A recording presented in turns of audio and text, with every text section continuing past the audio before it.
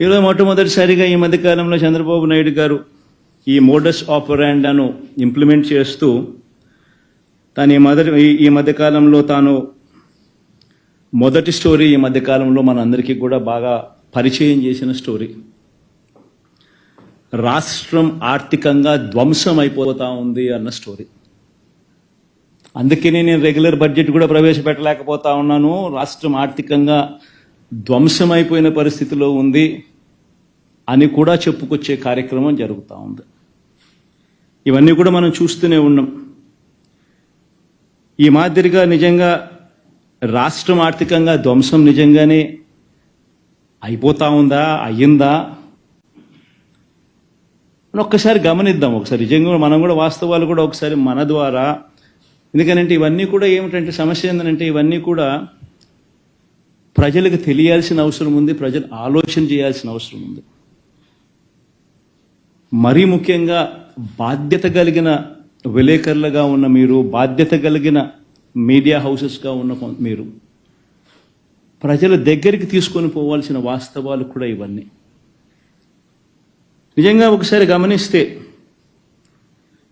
ఏ రకంగా చంద్రబాబు నాయుడు గారు వాగ్దానాల నుంచి, తాను ఇచ్చిన మేనిఫెస్టో వాగ్దానాల నుంచి తాను తప్పుకునేందుకు ఏ రకంగా తాను స్టోరీ తాను బిల్డప్ చేసుకుంటూ పోతా ఉన్నాడు అని ఒకసారి గమనిస్తే, రాష్ట్రం ఆర్థికంగా ధ్వంసం అయిపోయింది అనేది మొదటి స్టోరీ కింద తాను మీడియా డిబేట్లను మొదలెట్టాడు, మాట్లాడడం మొదలెట్టాడు, గవర్నర్ ప్రసంగంలో కూడా తీసుకొచ్చాడు,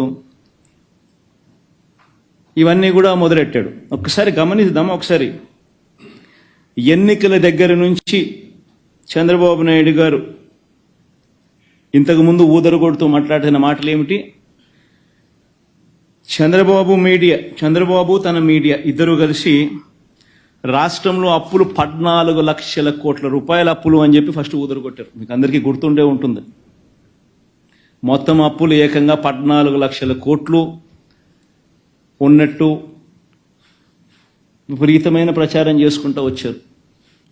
మొట్టమొదటగా ఒకవైపున 14 లక్షల కోట్ల అప్పులు ఉన్నాయని ఒకవైపున చెప్పుకుంటూనే, మరోవైపున సూపర్ 6 అన్నారు, సూపర్ 7 అన్నారు, సూపర్ 10 అన్నారు. అవన్నీ మళ్ళీ సపరేట్గా వాటికి సంబంధించిన ప్రచారం మళ్ళీ సపరేట్గా ఇచ్చుకుంటూ వచ్చారు. చివరికి చంద్రబాబు నాయుడు ముఖ్యమంత్రి అయినాడు. ఎన్నికల్లో తాను చెప్పిన మేనిఫెస్టో హామీలను అమలు చేయాలి అని చెప్పి ప్రజలందరూ కూడా అడుగుతూ ఉన్నారు.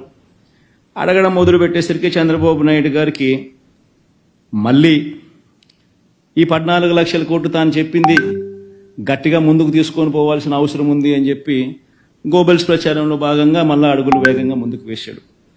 కానీ వాస్తవం చెప్పాలంటే అక్కడ 14 లక్షల కోట్లు ఉందే అసలు ఫస్ట్ అప్పు లేనిది ఉన్నట్టుగా తను ఎట్ట చెప్పగలుగుతాడు? ఇప్పుడు ముఖ్యమంత్రి అయిన తర్వాత బడ్జెట్ డాక్యుమెంట్స్లో ఇవన్నీ చూపించక తప్పదు.